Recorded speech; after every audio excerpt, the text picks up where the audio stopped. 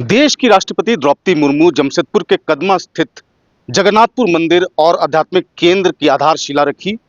भूमि पूजन के बाद द्रौपदी मुर्मू ने कहा कि जमशेदपुर में अब प्रभु बिहारी हुए। आइए सुनते हैं द्रौपदी मुर्मू ने क्या कुछ कहा। इस कार्यक्रम में उपस्थित झारखंड के राज्यपाल श्री संतोष कुमार गंगवार जी, झारखंड के मुख्यमंत्री श्री हेमंत सोरेन जी, केंद्रीय शिक्षा मंत्री श्री धर्मेंद्र प्रधान जी, सांसद श्री विद्युत वरुण महतो जी, विधायक Shrimati Purnima Sahu ji, Shri Saryu Rai ji, Shri Jagannath spiritual and cultural charitable central trust Jamshed के managing trustee Shri S K. Behera ji, global CEO and managing director Tata steel Shri T V. Narendran ji, Shri Jagannath spiritual and cultural charitable central trust Jamshedpur के ट्रस्टी श्री मनोरंजन दास और डॉक्टर सुधीर प्रधान जी, गणमान्य अतिथियों, देवियों, सज्जनों, सभी को जोहार, नमस्कार, जय जगन्नाथ। महाप्रभु जगन्नाथ की कृपा से मुझे इस भूमि पूजन के शुभारंभ का अवसर मिला। मैं महाप्रभु जगन्नाथ के चरणों में कोटि कोटि नमन करती हूँ। इस पावन अवसर में मुझे जोड़ने का माध्यम बनाने के लिए मैं Shri Jagannath spiritual and cultural charitable trust के पदाधिकारियों को हृदय से धन्यवाद देती हूँ।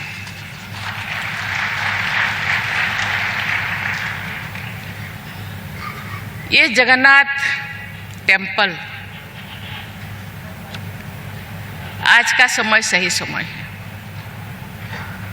ये सही समय बहुत दिनों से इंतज़ार किया जाता था। मैं जब झारखंड के सेवा में थी तब से, लेकिन जगन्नाथ तो जगन्नाथ है ना, अछलिया है। इतने जल्दी तो ये आते ही नहीं। हम सब देखे हैं जब जगन्नाथ रथ यात्रा होते हैं, जगन्नाथ जो नंदीघोष रथ में चढ़ने के लिए आते हैं, एकदम से आते नहीं। ये झूला झूल के गाना गाते हुए, अपने भक्तों को रिझाते हुए वो आते हैं। समय तो लगता है, इसीलिए मैं कहा कि ये सही समय, यही समय सही समय है। कहते हैं देर है तो दुरुस्त है, सब्र का फल मीठा होता है। इसीलिए आज दिन ये ट्रस्ट ने चुने हैं, ये सही समय। कहा जाता है जो जगन्नाथ नीलाचल धाम में रहते हैं, नीलाचल बिहारी, ऐसे ये झारखंड बिहारी जमशेदपुर बिहारी भी कहलाएंगे। उनकी कृपा पूरी मानवता पर बिना किसी भेदभाव के समाज समान रूप से बरसती है। महाप्रभु जगन्नाथ की कृपा सर्वजन सुलभ है। इस भाव को व्यक्त करते हुए अत्यंत सहज लोकप्रिय एक कहावत है, जगन्नाथ का भात जगत पसारे हाथ, मत पूछो जात पात। जगन्नाथ के द्वार में कोई जात पात नहीं।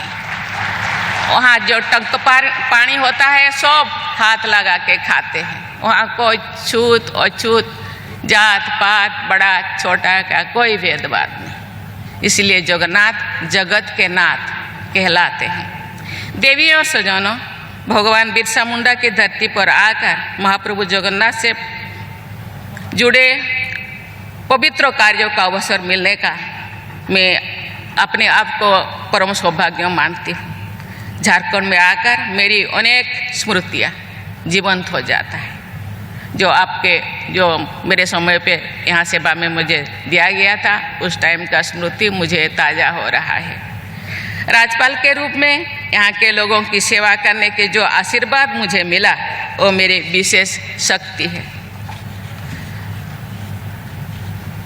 कोल्हान का ये क्षेत्र जीवन जनजातीय परंपराओं के साथ देश की अन्य आध्यात्मिक परंपराओं की संगम का सुंदर उदाहरण प्रस्तुत करता है।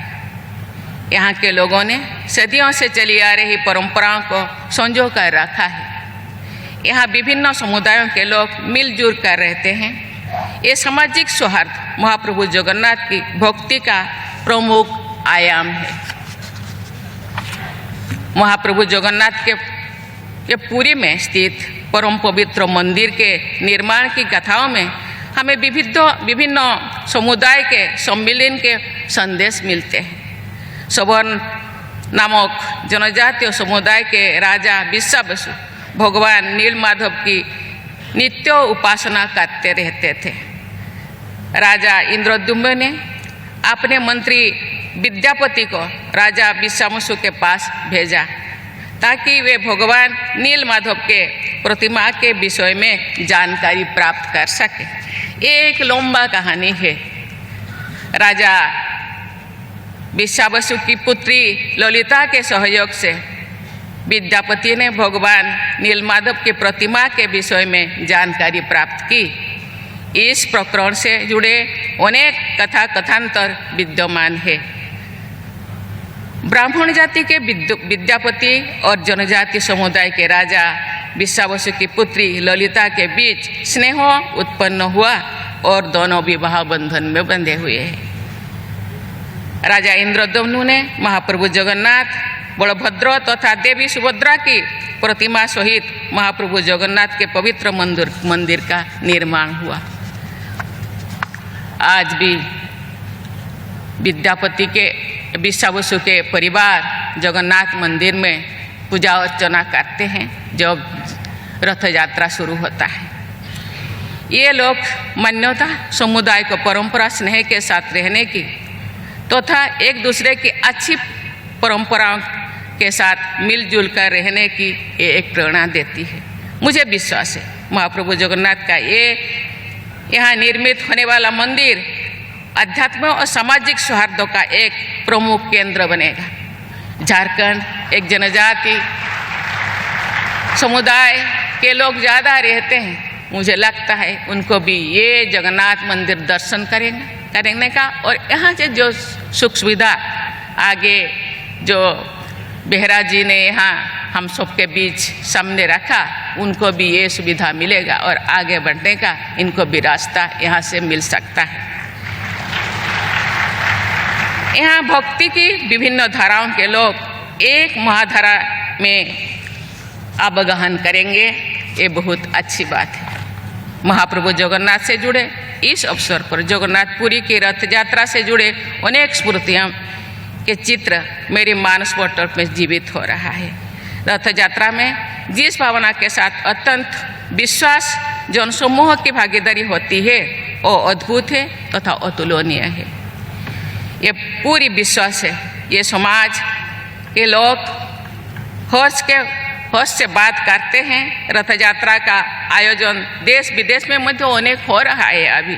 साथ ही देश विदेश में अनेक स्थानों पर महाप्रभु जगन्नाथ के मंदिर स्थापन किए जा रहे हैं। देवी और स्वजनों, विश्व में विभिन्न स्थानों पर हो रही युद्धों एवं संघर्ष के कारण मेरे मन में चिंता और दुख होता है। साथ ही महाप्रभु जगन्नाथ के प्रति बढ़ती हुई श्रद्धा को देखकर तथा भारतीय आध्यात्मिक परंपराओं के प्रति विश्व समुदाय में बढ़ते हुए सम्मान को देखकर मुझे संतोष भी होता है। लोगों में भक्ति और आध्यात्म के प्रति रुझान को देखकर ये विश्वास जागृत होता है कि महाप्रभु जगन्नाथ विश्व समुदाय की रक्षा भी करेंगे और उसका कल्याण भी करेंगे। लेकिन विश्वास जागृत होना चाहिए। विश्वास से भगवान मिलते हैं। पर्यावरण की सुरक्षा हमारी आध्यात्मिक परंपरा से जुड़ी हुई है। पेड़ पौधे, सागर, नदियाँ, चांद, सूरज की हम पूजा करते हैं। महाप्रभु जगन्नाथ भाई बलभद्र और बहन सुभद्रा एवं चक्रराज सुदर्शन का विग्रह वृक्षों से निर्मित है। आदिवासी लोग पेड़ पौधे को पूजा करते हैं। तो हम सब जात पात एक दूसरे भिन्न नहीं है, हम सब अभिन्न। इससे हमें पेड़ पौधे का सम्मान करने की शिक्षा मिलती है। सुप्रसिद्ध स्वाधीनता सेनानी उत्कलमणि पंडित गोपबंधु दास ने लिखा था, भारतर प्रति वृक्ष कल्पवट। कल्पवट जहाँ कहते हैं ध्यान करने से सब कुछ मिल जाता है। प्रभु जगन्नाथ सर्वत्र प्रकट, जगन्नाथ चारों तरफ है, ये जगत के नाथ है, अर्थात भारत का हर वृक्ष कल्पवट है और प्रभु जगन्नाथ सर्वत्र विराजमान है। मुझे ये जानकर प्रसन्नता हो रही है कि श्री जगन्नाथ ट्रस्ट द्वारा सामाजिक कल्याण के सर्वसमावेशी कार्य किए जाएंगे। इस सेवा संकल्प के लिए मैं ट्रस्ट से जुड़े सभी लोगों को बहुत बहुत सराहना करती हूँ, क्योंकि केवल भगवान से प्रार्थना करने से हम लोगों का विकास के लिए जरूरत है। ये तो आध्यात्मिक जगत को प्यार करने से आध्यात्मिक विकास होता है, आत्मिक विकास होता है, लेकिन शारीरिक संचालन के लिए मानसिक विकास का भी आवश्यकता होता है, शिक्षा का भी आवश्यकता होता है। आध्यात्मिक चेतना में सभी जीव जंतुओं तथा वनस्पतियों के प्रति स्नेह एवं करुणा की भावना पर सबसे अधिक जोर दिया गया है। साथ ही परोपकार को सबसे बड़ा पुण्य माना गया है। मुझे ये जानकर विशेष प्रसन्नता हुई है कि अपेक्षाकृत कम सुविधा संपन्न वर्गों के बच्चों को शिक्षा के लिए आप लोग कार्य कर रहे हैं। ऐसे बच्चों के लिए छात्रावास की सुविधा उपलब्ध कराया गया है, इसीलिए आपको बहुत बहुत किया जाएगा, इसीलिए मैं आपको बहुत बहुत धन्यवाद देना चाहती हूँ। मैं चाहूँगी कि जो परिवार आर्थिक रूप से संपन्न नहीं है, ऐसा परिवार के बच्चों की शिक्षा को आप सर्वोच्च प्राथमिकता दें। उनके लिए छात्रावास की सुविधा को बड़े पैमाने पर उपलब्ध कराएं। मैंने आरंभिक शिक्षा के बाद भुवनेश्वर में बालिका छात्रावास में रहकर अपनी माध्यमिक और उच्च शिक्षा प्राप्त की थी। ऐसी सुविधा के बिना शायद मैं पढ़ाई ही आधा अधूरा छोड़ देती और आपके सामने आज जो कुछ बोलने का मुझे मौका मिला है वो शायद नहीं हो पाता। मुझे लगता है कि बालिका छात्रावास के निर्माण को विशेष प्राथमिकता देना चाहिए। आपके ट्रस्ट द्वारा मुझे बताया गया है कि आप लोग श्रीमद् भागवत गीता के अध्ययन के लिए एक रेसिडेंशियल लर्निंग प्रोग्राम की व्यवस्था करने जा रहे हैं। ये एक अत्यंत सराहनीय संकल्प है। गीता के महत्व को और उपयोगिता से जुड़ा ये सुभाषित है, क्योंकि कहा जाता है हम केवल शरीर नहीं, हम एक आत्मा है। आत्मा को भी खाना चाहिए। आत्मा का खाना गीता में मौजूद है।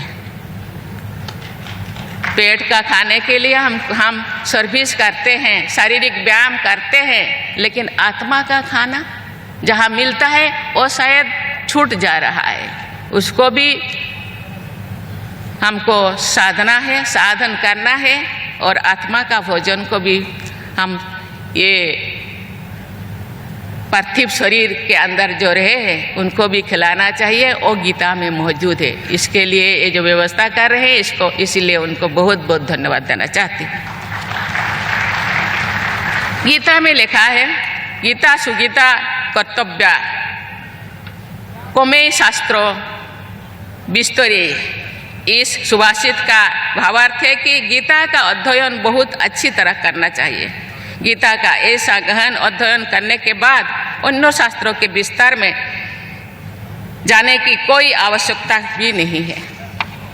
मुझे विश्वास है कि कर्मयोग सहित आदर्श जीवन के सही मार्गों को देखने वाले श्रीमद् भागवत गीता के प्रसार से जुड़े अनेक संकल्पों को आप सब शीघ्र ही कार्यरत रूप प्रदान करेंगे। ऐसा करके आप युवा पीढ़ी को आध्यात्मिक जागृति, युवा पीढ़ी कभी कभी भटक जा रहा है, उनको सही रास्ता देने के लिए ये आध्यात्मिक जागृति, चरित्र निर्माण तथा व्यक्तित्व के समग्र विकास में अमूल्य योगदान देंगे। ये आपके द्वारा राष्ट्र निर्माण में योगदान सिद्ध होगा। मुझे विश्वास है कि आप सबके प्रयासों से यहाँ स्थापित होने वाला महाप्रभु जगन्नाथ का मंदिर आस्था, संस्कृति, सामुदायिक सेवा का सम्मानित केंद्र होगा। मैं महाप्रभु जगन्नाथ से प्रार्थना करती हूँ कि आप सबके पवित्र संकल्प सिद्ध हो तथा इस क्षेत्र सहित हमारा देश समग्र प्रगति के लक्ष्य को प्राप्ति करेंगे। इसी शब्दों के साथ मैं आपको बहुत बहुत धन्यवाद देना चाहती हूँ। जय जगन्नाथ।